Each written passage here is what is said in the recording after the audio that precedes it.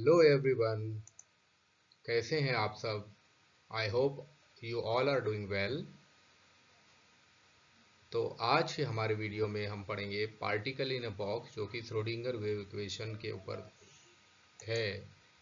मतलब Schrodinger wave equation का जो हमने डेरिवेशन लास्ट वीडियो में ड्राइव किया था, उसकी सहायता से हम इस टॉपिक को सॉल्व करेंगे, पार्टिकल इन अ बॉक्स। तो मैं हूं डॉक्टर राकेश चौरे, और आज के वीडियो लेक्चर में हम पार्टिकल इन बॉक्स को देखने वाले हैं कि ये किस तरह से काम करेगा। पार्टिकल इन अ बॉक्स का मतलब बॉक्स के अंदर पार्टिकल नहीं है। पार्टिकल इन अ बॉक्स का मतलब जो पार्टिकल है वो एक लाइन में चल रहा है, एक ही डायरेक्शन में चल रहा है, तो उसको हम बोल रहे हैं पार्टिकल इन अ बॉक्स। यानी वो एक सिंगल डायरेक्शन में चलेगा। आप देख सकते हैं यहाँ पे कि आपको यहाँ पे दिख रहा है, ये 3 डायमेंशनल स्ट्रक्चर है एक बॉक्स का। तो यहाँ दिखा रहा है कि अगर पार्टिकल एक ही डायरेक्शन में एक्स डायरेक्शन की तरफ चल रहा हो, तब इसको हम बोलेंगे पार्टिकल इन अ बॉक्स। अगर 2 डायरेक्शन में चलता होता, इधर भी चलता होता, तो इसको बोलते 2D बॉक्स। और अगर तीनों डायरेक्शन में चलता होता तो 3 डायमेंशनल 3D बॉक्स को कहा जाता। तो इस तरह से हम इसको सॉल्व करेंगे श्रोडिंगर वेव इक्वेशन की सहायता से। तो आइए इसको शुरू करते हैं। पार्टिकल इन अ बॉक्स में हमको ध्यान ये रखना है कि सबसे पहले आप इस डायग्राम को देखिए। इसमें एक बॉक्स के अंदर पार्टिकल है, ये हमारा पार्टिकल है। ये पार्टिकल एक डायरेक्शन में चल रहा है, एक्स डायरेक्शन की तरफ चल रहा है, ये एक एक्स डायरेक्शन है। अब यहाँ पे दो बाउंड्रीज लगी है, एक ये x इक्वल्स टू 0 और दूसरी x इक्वल्स टू l। यानी l क्या हो गई, ये लेंथ हो गई, कहाँ से कहाँ तक हमारा पार्टिकल चल रहा है, मूव कर रहा है। अब पार्टिकल के पाए जाने की प्रोबेबिलिटी यानी साई की वैल्यू बाउंड्रीज पर क्या रहेगी, 0 रहेगी, क्योंकि बाउंड्रीज पे तो मिलेगा नहीं, क्योंकि पार्टिकल तो बॉक्स के अंदर है। तो बाउंड्रीज पर इसकी वैल्यू क्या रहेगी, 0 रहेगी। अगर हम x इक्वल्स टू 0 से शुरू करते हैं तो यहाँ पे साई की वैल्यू 0, या x इक्वल्स टू l की बात करते हैं तो यहाँ पे भी साई की वैल्यू क्या रहेगी, 0 रहेगी, क्योंकि वहाँ इलेक्ट्रॉन के पाए जाने की प्रोबेबिलिटी 0 रहेगी। साथ ही इसकी जो पोटेंशियल एनर्जी रहेगी बॉक्स के अंदर, क्योंकि वो मोशन कर रहा है, उसके अंदर काइनेटिक एनर्जी, तो पोटेंशियल एनर्जी क्या रहेगी वहाँ पे, 0 रहेगी। पार्टिकल की काइनेटिक एनर्जी वहाँ कुछ ना कुछ होगी, लेकिन पोटेंशियल एनर्जी वहाँ पे 0 होगी। काइनेटिक एनर्जी वहाँ पे क्या होगी, तो काइनेटिक एनर्जी वहाँ पे जो हमारे इक्वेशन में मिलती है हमको काइनेटिक एनर्जी, वो उसके अंदर होगी, जिसको हम बोलते हैं -h² / 8π² m d² ये जो होती है काइनेटिक एनर्जी होती है, जो उसके अंदर आपको दिखाई देगी। तो पार्टिकल इन अ बॉक्स के अंदर हमको क्या करना है कि एक पार्टिकल कंसीडर करना है जो कि एक्स डायरेक्शन की तरफ चल रहा है, जहाँ पे इसके जो बाउंड्री है वो x इक्वल्स टू 0 और x इक्वल्स टू l है। तो जब ये मोशन करेगा इस तरह से, तो इस तरह से वेव्स का फॉर्मेशन करेगा अलग अलग स्टेट्स पर। ये ग्राउंड स्टेट है, ये फर्स्ट एक्साइटेड है, सेकंड एक्साइटेड है, third excited and fourth excited state पर ये इस तरह से अलग अलग वेव्स जनरेट करेगा। वो कैसे करेगा इसको आगे हम कैलकुलेट करेंगे। फिलहाल हम इसके थ्योरम को देखते हैं कि पार्टिकल इन ए बॉक्स का थ्योरम जो है वो श्रोडिंगर वेव इक्वेशन के थ्रू सॉल्व होगा। श्रोडिंगर वेव इक्वेशन यहाँ पे काम करेगी। तो सबसे पहले हमको मान लेना है कि पार्टिकल एक बॉक्स के अंदर एक्स डायरेक्शन की तरफ चल रहा है, और सब श्रोडिंगर वेव इक्वेशन के लिए हमको ऑपरेटर यूज़ करना है। यहाँ पे हम जो ऑपरेटर यूज़ करते हैं वो होता है हैमिल्टोनियन ऑपरेटर। और आप जानते हैं कि हैमिल्टोनियन ऑपरेटर जो होता है, आपने श्रोडिंगर वेव इक्वेशन में पढ़ा है, वो होता है cap H psi is equal to E psi. यहाँ पे कैप एच जो है इसकी वैल्यू होती है, इसकी वैल्यू क्या होती है, इसकी वैल्यू होती है minus H square upon 8 pi square M into del square psi upon del X square plus V. ये जो वैल्यू है, ये वैल्यू हम यहाँ पुट कर देते हैं इक्वेशन में। तो वैल्यू जैसे ही पुट करेंगे तो वो हो जाएगा minus H square upon 8 pi square M del square psi upon del X square plus V psi equals to E psi. हम ई साई को इधर ला सकते हैं, तो जैसे ही हम उसको इधर लाएंगे तो इक्वेशन हो जाएगी। जैसे ही ई साई को इधर ले आए, इक्वेशन हो गई minus H square upon 8 pi square M del square psi upon del X square plus V psi minus E psi equals to 0। या इसको हम लिख सकते हैं minus H square upon 8 pi square M into del square psi upon D X square plus E psi minus V psi equals to 0। अब यहाँ हमने छोटा सा चेंज किया है। क्या किया है, ई साई को पहले ले आए और वी साई को बाद में ले आए। अब यहाँ से साई कॉमन निकाल लेंगे तो इक्वेशन हो जाएगी हमारी minus H square upon 8 pi square M, या हम इसको लिख सकते हैं del square psi upon del X square into H pi square H square upon 8 pi square M E minus V psi equals to 0। अब यहाँ पे हमको मल्टीप्लाई करना है 8 pi square M upon H square का।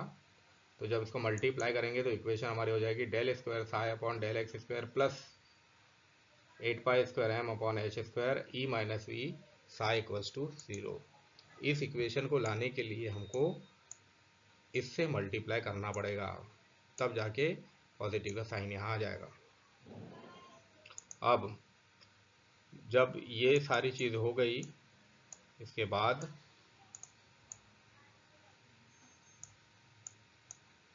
जो इक्वेशन आएगा वो इक्वेशन हो जाएगा del square psi upon del X square 2m plus 2m upon H cut square E psi equals to 0। यहाँ पे v चला गया है। v कहाँ चला गया है, क्यों चला गया है, क्योंकि v की वैल्यू क्या है, 0 है।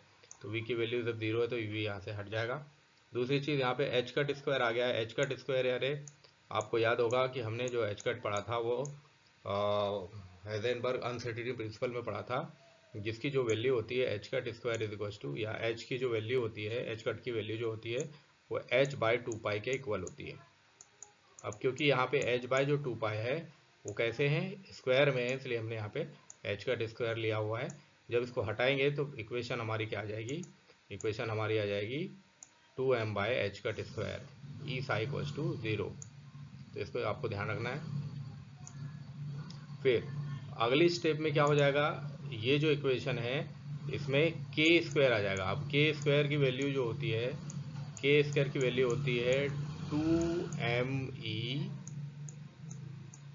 Upon H cut square. ये वैल्यू जो होती है वो k स्क्वायर की वैल्यू होती है। k जो होता है एक एनर्जी कांस्टेंट होता है, एनर्जी स्टेट होती है, और इसकी वैल्यू जो है 2me upon H cut square होती है। तो ये वैल्यू यहाँ पुट कर देंगे तो हमारी इक्वेशन हो गई del square psi upon del X square plus K square psi is equal to 0। ये इक्वेशन 1 कहलाएगी। इक्वेशन 1 हमको मिल गई है। अब हमको क्या करना है, इस इक्वेशन को सॉल्व करना है। इस इक्वेशन को सॉल्व करना है मतलब इसका डिफरेंशिएशन करना है। जब इसको डिफरेंशिएट करेंगे तो हमको इक्वेशन मिल जाती है ये psi is equal to A cos K X plus B sine K X. यहाँ ए और बी क्या है, यहाँ ए और बी जो होते हैं ये कहलाते हैं आर्बिटरी कांस्टेंट। तो ये ए और बी की हमको वैल्यू यहाँ पे निकालनी होगी, ए की वैल्यू निकालनी होगी और बी की वैल्यू निकालनी होगी, तब जाके हमारी ये इक्वेशन सॉल्व हो पाएगी। तो सबसे पहले हम ए की वैल्यू निकालते हैं। ए की वैल्यू निकालने के लिए हमको पहले x इक्वल्स टू 0 देखना पड़ेगा। तो यदि x इक्वल्स टू 0 है, यानी ये इसकी बात हो रही है, जब यहाँ इस बाउंड्री की बात हो रही है, तब यहाँ पे साई की वैल्यू क्या रहेगी, 0 रहेगी। साई की वैल्यू क्यों 0 रहेगी, क्योंकि यहाँ पे इलेक्ट्रॉन के पाए जाने की प्रोबेबिलिटी, बाउंड्री पर इलेक्ट्रॉन नहीं मिलेगा, क्योंकि इलेक्ट्रॉन तो बॉक्स के अंदर है, तो बाउंड्री पे नहीं मिलेगा वो।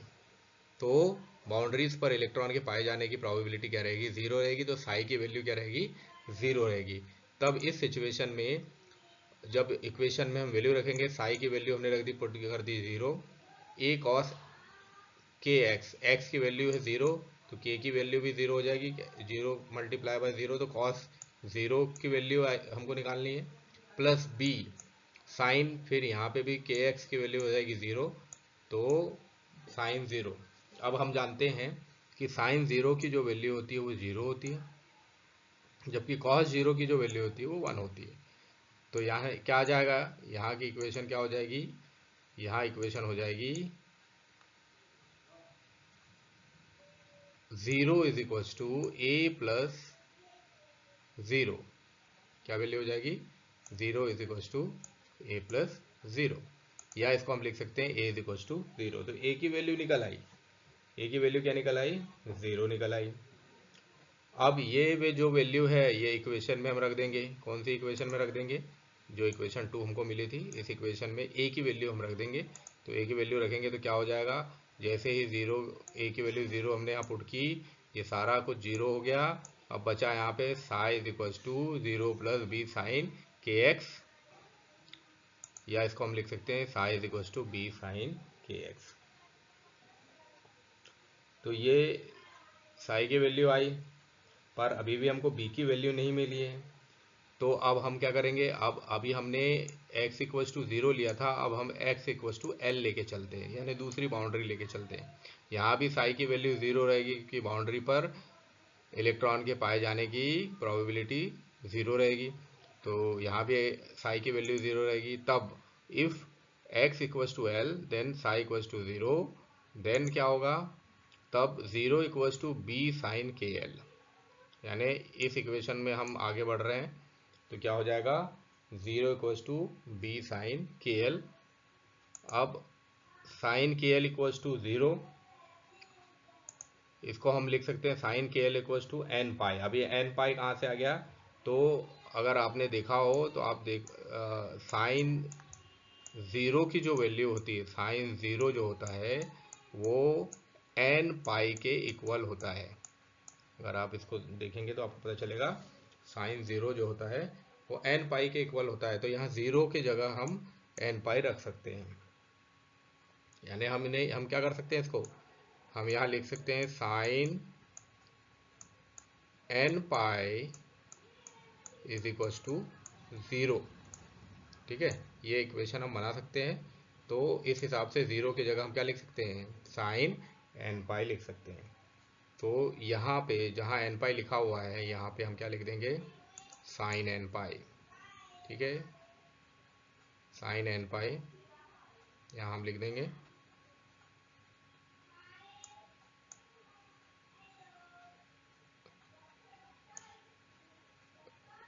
साइन एन पाई लिख दिया, क्या हो जाएगा, sine K L is equal to sine N pi. अब साइन साइन तो कैंसिल हो गया, बच गया K L is equal to N pi. तो K L is equal to N pi, यहाँ हमको के की वैल्यू निकालनी है। तो के क्या आ जाएगा हमारा, K is equal to N pi by L.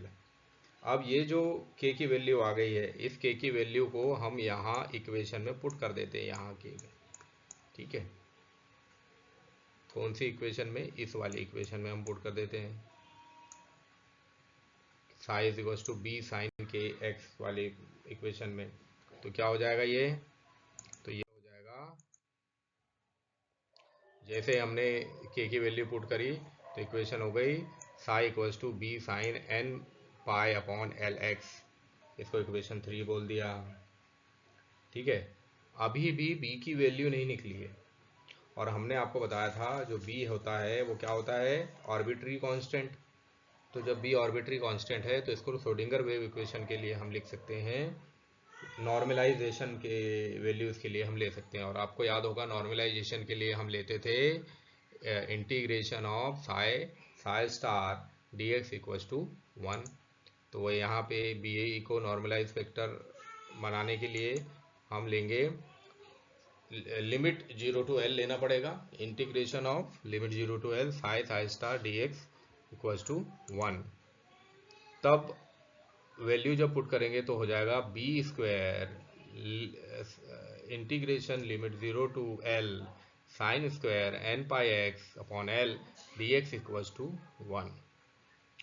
ये हो जाएगा क्योंकि अब इसको हम फर्दर सॉल्व करेंगे तो ये बन जाएगा B square integration of 0 to L 1 minus cos 2n pi X upon L by 2 dx equals to 1। अब इनका हम क्या कर रहे हैं, अब इनको इंटीग्रेट कर रहे हैं। तो इनको जब इंटीग्रेट करेंगे तो वैल्यू आ जाएगी B square upon 2 integration of 0 to L 1 minus cos 2 pi N X upon L dx equals to 1। इसको फर्दर इंटीग्रेट करने पर अब देखिए 1 को इंटीग्रेट करेंगे तो 1 का इंटीग्रेशन होता है x, तो 1 का इंटीग्रेशन आ गया x, उसकी लिमिट क्या है 0 to L है। cos को इंटीग्रेट करेंगे तो वो साइन में कन्वर्ट हो जाएगा, बाकी की चीज़ें ऐसी चीज रहेगी। तो ये बन जाएगा B square upon 2 X limit 0 to L minus sine 2n pi X divide by L limit 0 to L L by 2n pi equals to 1। अब इनको हम कैलकुलेट कर लेते हैं। तो जब आप कैलकुलेट करेंगे तो देखेंगे यहाँ जो वैल्यू आएगी वो आएगी L, क्योंकि x की वैल्यू रखना है आपको L और माइनस 0, ठीक है। x की वैल्यू क्या हो गई L माइनस 0। और यहाँ पे क्या हो जाएगा, यहाँ पे अगर आप 0 रखते हो तो पूरा 0 हो जाएगा। अगर x की वैल्यू आप यहाँ 0 रखते हैं तो सबसे मल्टीप्लाई होके 0 हो जाएगा, आखिरी में साइन 0 आ जाएगा, साइन 0 की वैल्यू 0 होती है। अगर x की वैल्यू यहाँ पे L रखते हैं तो L से L कैंसिल हो जाएगा, फिर ये 0 हो जाएगा। तो जो टोटल है वैल्यू मतलब 0 आएगी। तो इसलिए अगले स्टेप में आप देखोगे तो आ जाएगा equation B square upon 2 L minus 0 equals to 1। अब B square is equals to हो जाएगा 2 बाई एल, बी को हम लिख सकते हैं √2 बाई एल। अब यहाँ पे बी की वैल्यू आ गई है, जो हम बहुत देर से कैलकुलेट करने की कोशिश कर रहे थे। ए की वैल्यू तो आ गई थी लेकिन बी की नहीं आ रही थी, यहाँ बी की वैल्यू हमने निकाल ली है।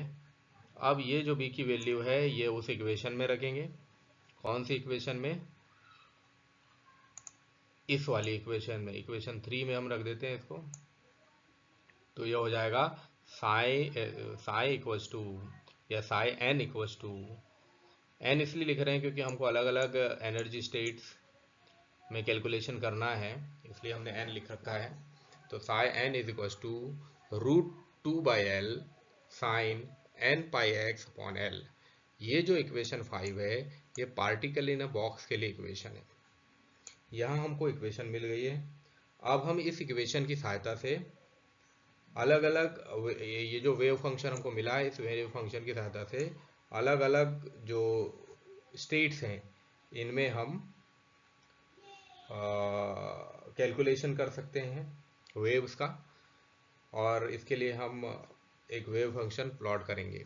तो आइए देखते हैं वेव फंक्शन हम प्लॉट करते हैं। तो वेव फंक्शन प्लॉट करने के लिए आप देखिए, वेव फंक्शन प्लॉट करने के लिए यहाँ पे एक डायग्राम तुमको दिया गया है, एक एनर्जी लेवल का डायग्राम है ये।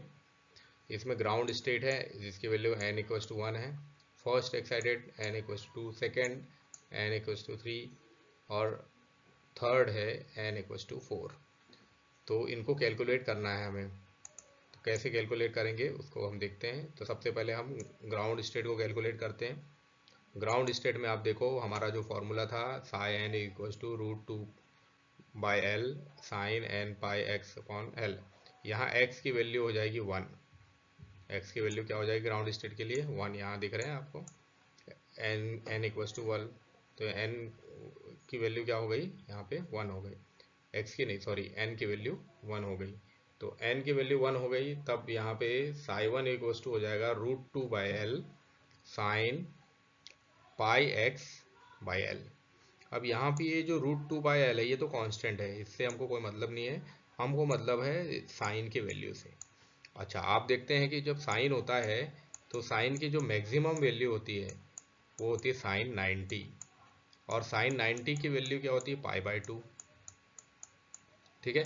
तो यहाँ पे साइन की मैक्सिमम वैल्यू पुट कर देंगे, for maximum value for sine और मैक्सिमम वैल्यू ऑफ साइन, तो साइन की मैक्सिमम वैल्यू हम यहाँ पुट कर देंगे क्योंकि हमको साइन को कैलकुलेट करना है, इसलिए हमने साइन की मैक्सिमम वैल्यू पुट करी है। तो आ जाएगा sine pi X upon L equals to sine pi by two equals to 1। यहाँ साइन साइन तो कैंसिल हो गया, तो बच गया pi X upon L equals to pi 2। यहाँ से पाई पाई भी कैंसिल हो जाएगा, ये इस पाई से इस पाई को कैंसिल कर देंगे तो बच जाएगा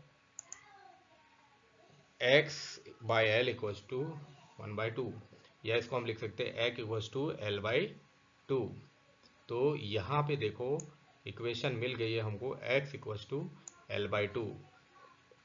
यानी अगर हम इस की बात करें, ग्राउंड स्टेट की बात करें, तो यहाँ पे जो वेव मिल रही है वो हाफ मिल रही है, यानी यहाँ पे ये वेव क्या हो रही है, हाफ मिल रही है।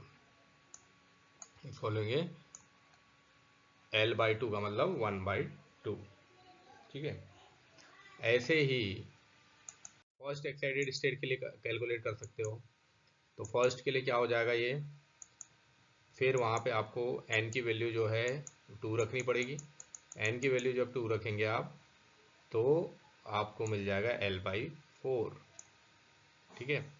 l/4 का मतलब क्या है कि यहाँ से जब आप खींचेंगे तो आपको जो वेव है यहाँ पे जो वेव है वो आपको मिलेगी l/4, ठीक है ना। यहाँ पे वेव मिलेगी l/4, या यहाँ पे आप देखोगे तो यहाँ पे भी आपको वेव क्या मिलेगी, l/4। बीच में क्या हो गया, ये l/2 हो गया, l/2 से वो डिफरेंशिएट हो गई। ऐसे ही अगर हम सेकेंड एक्साइटेड स्टेट को कैलकुलेट करते हैं तब क्या मिलेगी वैल्यू, तब वैल्यू मिलेगी l/6। तब l/6 मिलेगी, मतलब यहाँ से आप देखेंगे, इसके मीडियन को ऐसे इस तरह से कट करेंगे, यहाँ आपको मिलेगा l/6।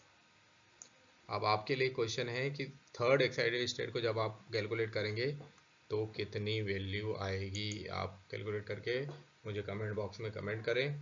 वीडियो पसंद आया हो तो लाइक शेयर करें, चैनल को सब्सक्राइब करें। Thank you very much for watching this.